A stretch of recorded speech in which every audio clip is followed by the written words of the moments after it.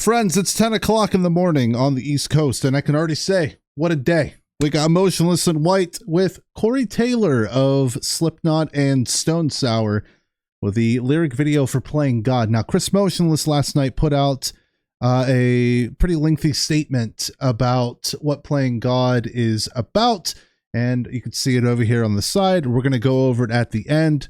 Don't want to touch too much on it in the beginning.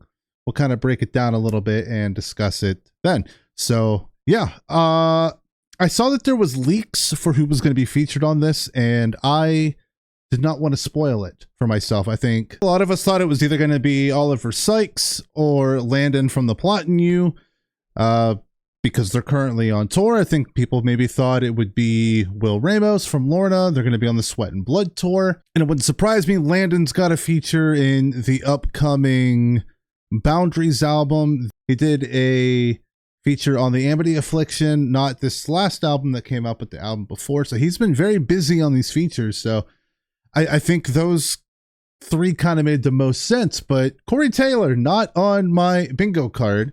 But yeah, kind of skimming through some of what Chris said last night, it kind of makes sense, the feature here. So cannot wait to dive in, friends. Thank you for joining me. Hope you enjoy. Thumb up, subscribe, notification bell if you do.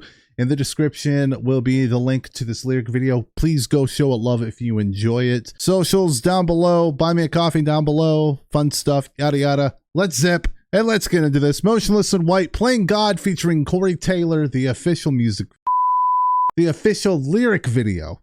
Let's go. Let's get it. Let's get it.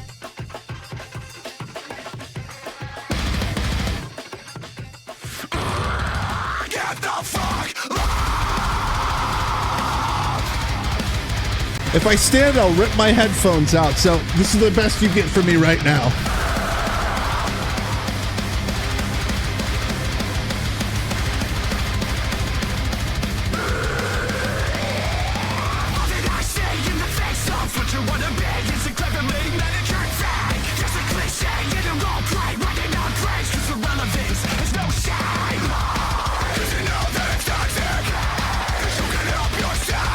Damn!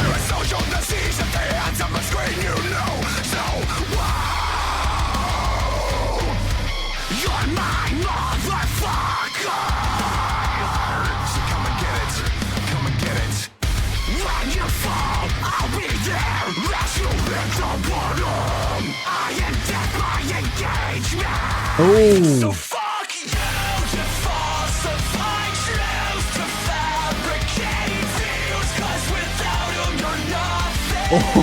Oh. So or shut the fuck up. I will never bow down to a platform of puppets playing God. I don't know, there's a small inkling in me that makes me think, you know, they're feeling a type of way here. God, we angry.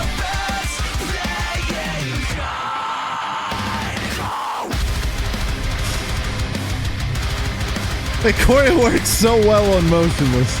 Feel the pressure, feel the noise, feed the vultures to fill the void. For deception, feel the trend. Like a moth to a flame, you would burn for the goddamn.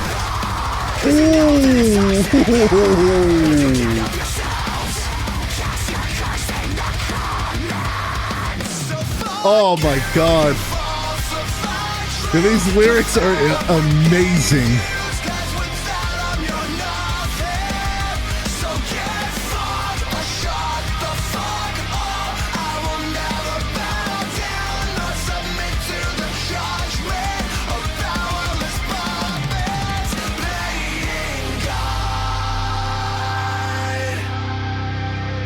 Got a minute, buckle it up.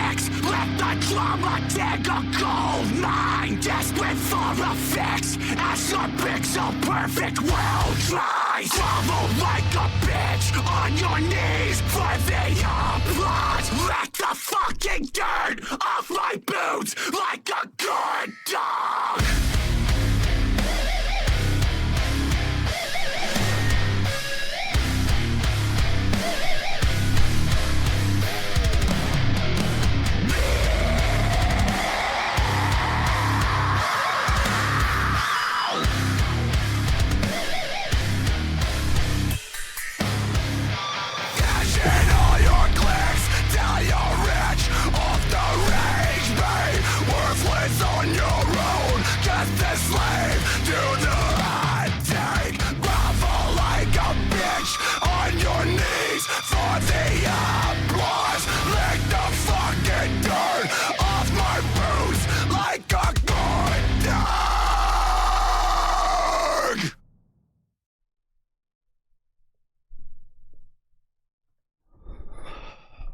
Oh my God, we are at a loss for words. Let's talk about it. All right, Motionless in White, Playing God, featuring Corey Taylor, and it just seems like every time that Motionless puts out a track, they're finding ways to one-up themselves in the nasty breakdown department. And of course, like we said, Oliver Sykes, Landon, maybe Will, we thought would be a feature. Very surprised that it was Corey Taylor, but, you know, kind of hearing it, it works. It makes so much sense. And this was just absolutely brutal by Motionless standards. Hell, even by Slipknot standards. Like, it's, oh my God, this was an absolute rager. All right, let's go over this thing here by Chris, who was discussing what Playing God is about. Playing God is not about any one specific theme or social media infuriation, but a vast amount of themes under the wider umbrella of intentionally toxic and embarrassing behavior exhibited by the bottom-feeding rats of the internet, scavenging for any morsel of attention that helps them cope with the fact that their existence is a miserable wasteland of desperation and self-inflicted loneliness. You know, it's funny because I talk about all the time, social media has just become an absolute cesspool. You know, and a lot of the big social media platforms, you know, Facebook, you see it on X, you see it on, you know, Reddit, you know, YouTube as well. It's just gotten to the point where it's just, I just don't want to associate with it. I'm finding myself so much less on social media these days. It's just because it's just nothing but people rage baiting each other about like mostly the stupidest topics, thinking, you know, it's honestly gotten to the point where social media has been less about how can I say something constructive and more about, okay, what can I say that would get the most engagement? What would get me the most thumbs up on my comment? What would give me the most replies in the comments, you know, so I can reply to them with something even more rage baiting and just have it keep going, because, you know, whenever you see somebody post something on Facebook or somebody post something on X, it's, oh man, this has a lot of replies to it. This must be something that's super important. You know, it's, and then of course the people who see the rage baiting and are feeding into it, you know, they're liking the rage baiting comments. So it's like, oh God, this thing is getting so popular. Look at all of these people that think the same that I do. You know, whenever you put out a piece of cheese, it doesn't just attract one rat, it attracts multiple rats. And what happens with rats is they multiply, and it's just to the point now, it's ridiculous. It's about the people who presume to know the granular details of our lives, our character, our choices, and our business, constructing their own false narratives that are not even remotely based on truth, and then take to the internet to share the narrative with absolutely no regard or acknowledgement for how vastly uneducated they are on every one of those topics. People's parasocial disease and sense of entitlement have enabled them to feel worthy of every detail they desire, and they cannot stand what they do not know. So the agonizing default is to point the finger to the worst possible scenario instead of giving any benefit of the doubt or trying to educate themselves. But hey, truth doesn't matter, clicks do, and a win's a win, right? See, I would never understand those with like a parasocial relationship, like musicians, actors, you know, all of these like big influencers and whatnot. They owe you nothing. They owe you absolutely nothing. Just because you follow them on Twitter or you follow them on Instagram, they do not have to tell you absolutely every little thing that goes on in their lives, whether it be positive, whether it be negative. They owe you nothing in their personal life. These artists are appreciative of you being a fan of their band, you being a fan of their musicianship, you being a fan of what they believe in, you know, and the message that they're trying to say. They appreciate that, but it doesn't need to go further than that. They owe you nothing. It's about fans that claim they despise an artist but invest an absurd amount of time and make it their entire personality to obsessively talk about that artist.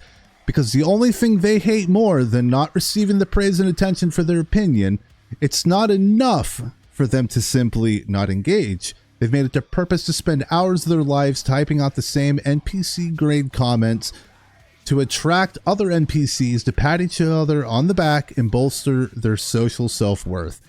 It's not just that they hate that person, it's that they also hate themselves for being so painfully uninteresting that it requires using someone else's name and accomplishments to create a false illusion of importance and clout.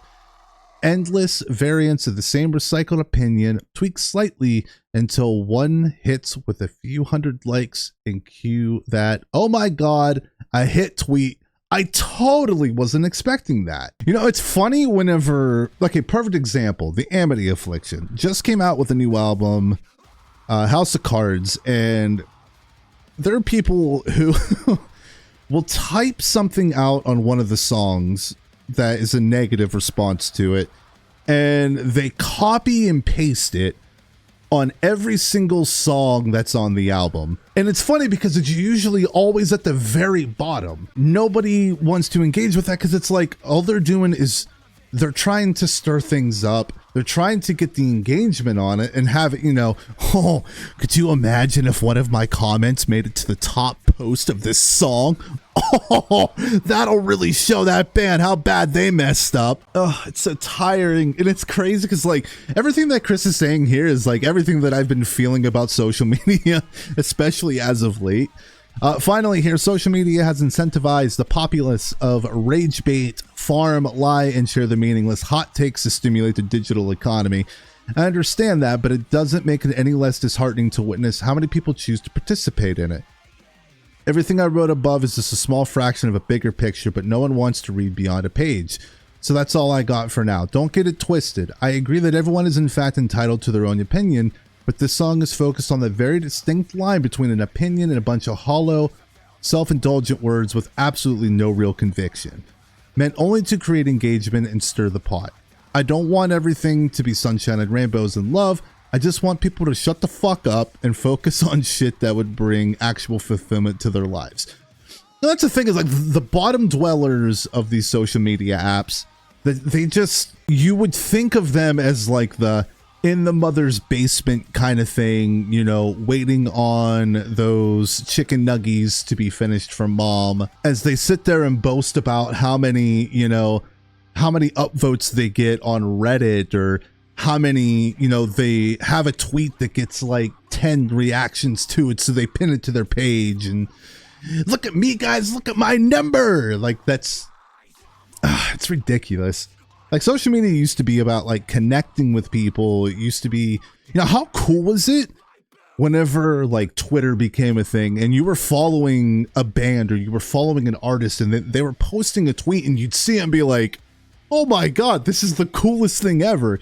Now it's about artist or musician or person of, you know, big following. They post something and it's like, I don't like this, so I'm gonna go out of my way to just come up with the most mental thing to say on this post just because I want the interaction. You know, it's so weird. As I said before, it's less about being constructive these days and more about what will give me the most engagement. And that's, I don't know, man, that social media has become a cesspool. It's the big reason why I stopped using X. It's a big reason why I'm just, social media these days is so tiring, man.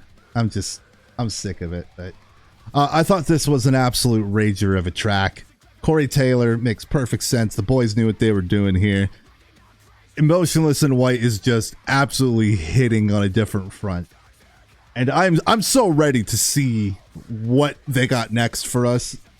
This track was insane. Afraid of the Dark is still on a daily listen for me.